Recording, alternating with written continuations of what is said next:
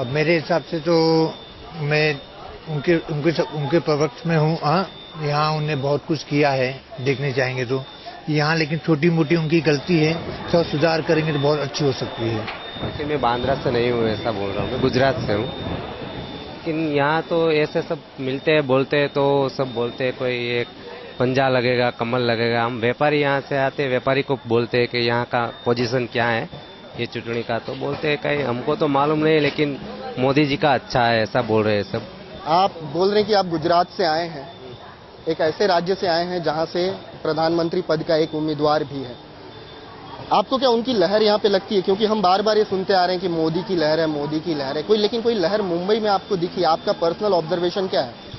मैं यही बोल रहा हूँ, माने यहाँ का जो व्यापारी है, कापड़ के जो व्यापारी रहते हैं, वो बोलते हैं कि ये थोड़ा मोदी जी का लगता है, ऐसे अब की बार जो होएगा वो मोदी जी का कुछ लहर चल रहा है। बांद्रा स्टेशन पर हम कुछ और लोगों से रूबरू होने की कोशिश कर रहे हैं और इसी कोशिश में हमारे साथ ये शख्स जुड़ रहे हैं जो पिछले 25 साल से बांद्रा रेलवे स्टेशन पर इसी किस्म से एक पेपर का स्टॉल चला रहे हैं। अब चूंकि ये पेपर में ही डील करते हैं तो जाहिर सी बात है कि किसी भी किस्म की पॉलिटिकल डेवलपमेंट या शहर से जुड़ा हुआ कोई भी मसला सबसे पहले इन तक पहुंचता होगा, और इसीलिए हम इनसे बात करते हैं। भाई साहब, ये बताइए कि आप अखबार तो रोज पढ़ते हैं, बेचना आपका अखबार ही है, तो आप मुद्दों से भी वाकिफ होंगे। मुझे ये बताइए कि अब की बार मतदाता के मन में क्या है, वो उसका मूड क्या है, उसकी उम्मीदें क्या है, इसके बारे में आपसे बात करूंगा। उम्मीद है कि सरकार थोड़ा चेंज हुए, बदलाव आप भी चाहते हैं। क्या मुद्दे हैं, कौन सी समस्याएं हैं मुंबई के लोगों की? सुविधा तो होना मांगता कुछ ना कुछ, महंगाई भी बहुत है, सब कुछ बहुत है। तो महंगाई और बुनियादी सुविधाएं, ये दो चीजें ऐसी हैं जिनको लेकर हर मतदाता जो है वो मन बना चुका है कि अब की बार वो किस पार्टी को वोट देने जा रहा है। हमारे साथ एक शख्स और जुड़ रहे हैं। मैं बात करना चाहूंगा भाई साहब आपसे। आप बांद्रा रेलवे स्टेशन पर बूथ पॉलिश करते हैं, आप एक मतदाता भी हैं, और एक मतदाता के नाते मैं जानना चाहता हूं कि मुंबई की जनता की उम्मीदें अब की बार क्या है, आने वाली सरकार से उनकी एक्सपेक्टेशन क्या है, उनकी उम्मीदें क्या है? वैसे तो अभी उम्मीद है आपको बीजेपी का, ऐसे हवा सभी जगह बीजेपी का ही हो रहा है, इससे अनुमान लगता है कि बीजेपी ही आएगी सरकार। लोग दरअसल चाहते हैं कि उनकी तकदीर बदले। आप लोगों के बूथ पॉलिश करते हैं, आपकी भी आकांक्षाएं होंगी कि आप इस धंधे से उठकर कोई नई ऊंचाई पर जाएं, कुछ नया सोचें। आपको क्या लगता है कि इस पार्टी में कुवत है कि आपकी इस दशा स्थिति को बदल सकती है? देखिए, ऐसा कुछ भी नहीं कहा जा सकता, ऐसा किसी को कुछ कहना उचित नहीं है। अगर वो करके दिखाए तभी उसको बोला जाएगा। तो ये भाई साहब, इन्होंने हमसे मुद्दों की बात की, लेकिन इसके बावजूद किसी एक पार्टी में पूरा भरोसा नहीं दिखा रहा है। उनका कहना है कि अब की बार जो पार्टी आती है वो करके दिखाए, क्योंकि लोगों के मुंह से तो बहुत वो सुनते आ रहे हैं। उम्मीदवार जितने भी उतरते हैं, प्रत्याशी जो भी उतरते हैं, बड़े बड़े दावे करते हैं, वादे करते हैं, लेकिन स्थिति जो है वो जस की तस रह जाती है। रत्ती मात्र परिवर्तन जो है ये ऐसे लोगों की स्थिति में अभी तक आया नहीं है। आप यूपी से आए हैं, यही बात पे मैं आपसे सवाल करता हूँ। मुंबई में एक मुद्दा जो है वो काफी हल्ला मचा हुआ था पिछले कुछ दिनों पहले, कि मुंबई से जो पर प्रांतीय आते थे वो यहाँ पर एक बहुत बड़ा मुद्दा बन गया था। यूपी बिहार के लोगों को खदेड़ा जा रहा था। आपको क्या लगता है, इस किस्म की राजनीति वोटों में तब्दील हो पाएगी? ये किस्म की राजनीति हुई थी, बाद में ठाकरे जी का बयान मैंने सुना था, राज ठाकरे जी का माननीय, तो उन्होंने यह कहा था कि पर प्रांतीय जो आ रहे हैं तो क्यों ना जो यूपी के जो लीडर्स हैं वो वहीं अपना बिहार और यूपी को ऐसा डेवलप कर दे कि पर प्रांतीय कहीं जाने की जरूरत नहीं पड़े। तो ये एक अच्छा लगा उनका। हो सकता है उस समय उनकी मतलब थिंकिंग दूसरी हो, इस समय दूसरी हो, बट आई थिंक इस समय जो है मोदी राज हर जगह पे है और मोदी ही जीतेंगे। हम लोग वही उम्मीद करते हैं, प्रार्थना ही करते हैं। तो ये जनता जो कि बांद्रा की है, यहाँ के राजनीतिक समीकरण के बारे में अच्छे से समझती है, जानती है, और उसी आधार पर वो अपना मन भी बना चुकी है कि आखिरकार किस प्रत्याशी को वोट देना है और क्यों देना है।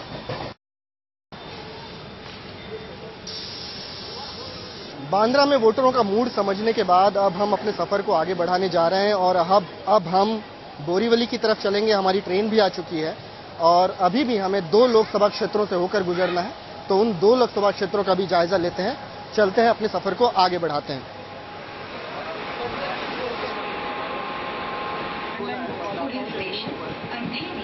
बांद्रा से हमारी ट्रेन चल चुकी है और विले पार्ले क्रॉस होते ही हमारी ट्रेन पहुंच जाएगी उत्तर पश्चिम लोकसभा क्षेत्र में। यहां पर अपनी किस्मत आजमा रहे हैं कांग्रेस के गुरुदास कामत और उनको चुनौती दे रहे हैं बीजेपी से गजानन कीर्तिकर। लेकिन यहाँ पर मुकाबला जो है काफी रोचक बन गया है, क्योंकि यहाँ से दो फिल्मी हस्तियां भी अपनी अपनी किस्मत की आजमाइश कर रही हैं। एमएनएस ने टिकट दी है महेश मांजरेकर को, जबकि राखी सावंत राष्ट्रीय आम पार्टी नाम की एक पार्टी से भी चुनाव लड़ रही हैं। इस कंस्टिट्यूएंसी में मतदाता क्या सोचता है प्रत्याशियों को लेकर, मतदाताओं की उम्मीदें क्या हैं, उनके मुद्दे क्या हैं, इस पर बात करने के लिए इस तरफ सबसे पहले हम कुछ लोगों से बात करते हैं। अंकल, आपसे जानना चाहूंगा, आपको काफी अनुभव रहा होगा मतदान का, कई सरकारों को बदलते देखा होगा आपने। इस चुनाव में एक नयापन ये देखने को मिल रहा है कि कुछ फिल्मी सितारे भी जो है अपनी किस्मत आजमा रहे हैं। महेश मांजरेकर हैं, राखी सावंत के बारे में भी आपने सुन रखा है। क्या लगता है कि ये फिल्मी सितारे ही ठीक थे या राजनीति की दुनिया में आके वो सही कर रहे हैं? फिल्मी सितारे अपनी जगह सही है, लेकिन वो राजनीति में अपनी किस्मत आजमा रहे हैं।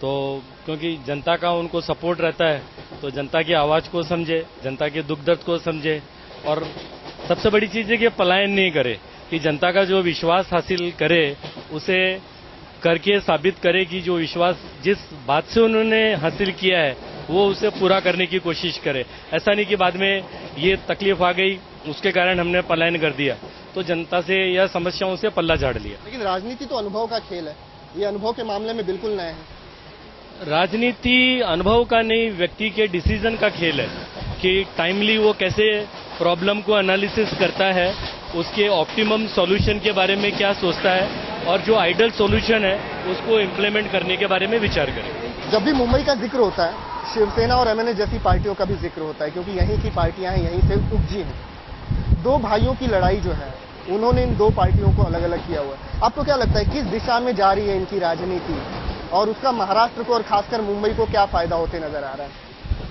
फायदे की बात नहीं कर सकते, पर वो दोनों के अपने खुद के नुकसान है आपस में लड़के, क्योंकि दोनों को एक हो जाना चाहिए। हमारा तो ये सोचना है, तब पावर रहेंगे तो वोट डिस्ट्रीब्यूट होते हैं अननेसेसरी, उनके जो भी है तो उसमें वोट बढ़ते हैं। फायदा हमको नहीं दिख रहा है, कुछ नुकसान ही है, दूसरों का फायदा है। अगर शिवसेना और मनसे दोनों एक साथ हो जाते तब तो ठीक है, बेनिफिट रहेगा, क्योंकि आज वो बीजेपी के साथ समर्थन करे, उनको बीजेपी की भी समर्थन लेने की जरूरत नहीं पड़ेगी, खास करके महाराष्ट्र के लिए। जैसे विधानसभा अगर है तो उसके लिए उनको बीजेपी की समर्थन लेने की जरूरत नहीं पड़ेगी, अगर उद्धव ठाकरे और राज ठाकरे एक साथ हो जाए तो यहाँ कुछ लोग ऐसे भी हैं जो ये मानते हैं कि शिवसेना और एमएनएस में हमेशा मुद्दों को लपकने की प्रतिस्पर्धा जो है वो चलती रही है। लेकिन एक बहुत बड़ा तबका ऐसा है जो ये मानता है कि ये दोनों भाइयों को अब हाथ मिला लेना चाहिए, क्योंकि एक दूसरे के प्रतिद्वंदी बनकर ये खुद का ही नुकसान कर रहे हैं, किसी का भला नहीं कर रहे हैं। कुछ और लोग जुड़ रहे हैं हमारे साथ। भाई साहब, आप लोग सब कहीं न कहीं किसी न किसी लोकसभा क्षेत्र के मतदाता होंगे। मुंबई के चुनाव में एक चीज नई जो देखने में आ रही है वो ये आ रही है कि इस बार कुछ फिल्मी सितारे भी अपनी किस्मत आजमा रहे हैं, वो भी सांसद बनने का ख्वाब देख रहे हैं। खासकर बात करें महेश मांजरेकर की या फिर राखी सावंत की, आपको क्या लगता है कि वो राजनीति की दुनिया में आकर उन्होंने एक अच्छा संदेश दिया, या फिर वो अपनी ग्लैमर की दुनिया में ही ठीक थे? डेफिनेटली ग्लैमर की दुनिया में ही ठीक है। आई डोंट फील कि वो लोकसभा में कुछ कर सकते हैं, जिनको एक्सपीरियंस है उन्हीं को वो देना चाहिए। मतलब राखी सावंत को आप बतौर सांसद देखना पसंद नहीं करेंगे? नो वे, कभी भी नहीं, कभी भी नहीं। आम आदमी पार्टी ने दिल्ली में कमाल कर दिया भाई साहब, 27-28 सीटें उन्होंने जीती हैं कुछ। इसके भविष्य को किस तरीके से देखते हैं आप? सर, आम आदमी पार्टी का भविष्य कुछ दिखता नहीं है अभी। उन्हें जो काम करना चाहिए था दिल्ली में उन्होंने कुछ नहीं किया। उनको अपने वादा पूरा करना चाहिए था दिल्ली में, लेकिन वो हड़बड़ाहट में आ गए, कुछ घबराहट में आ गए। हमको कुछ और आशा जग गई उनको कि हम सीएम के बदले भी प्राइम मिनिस्टर बन सकते हैं। लेकिन मुंबई में तो उनके इरादे काफी बुलंद है, 6 की 6 सीट पर उन्होंने अपने उम्मीदवार उतारे। हमको नहीं लगता है, हमको कुछ नहीं लगता उनके बारे में, थोड़ा भी पॉजिटिव नहीं लगता है उनके बारे में। कैंडिडेट खड़ा करना वो अलग बात है, वो कर सकते हैं, लेकिन हमें नहीं लगता है कुछ खास बात। तो ये है मुंबई के वो कुछ मतदाता जो अपनी अलग अलग पार्टियों के बारे में अपने अलग अलग मत रखते हैं। हर एक आदमी का अपना आकलन है, अपना अनुभव है, और उसके आधार पर वो ये तय करते हैं कि वो किस प्रत्याशी को वोट देकर मुंबई से दिल्ली पहुंचाएंगे।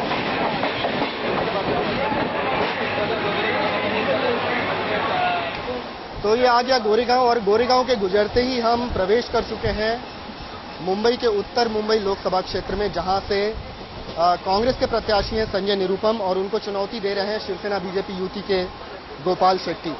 यहाँ पर वैसे मौजूदगी आम आदमी पार्टी और समाजवादी पार्टी की भी है, लेकिन मुकाबला जो है वो संजय निरुपम और गोपाल शेट्टी के बीच में ही बताया जा रहा है।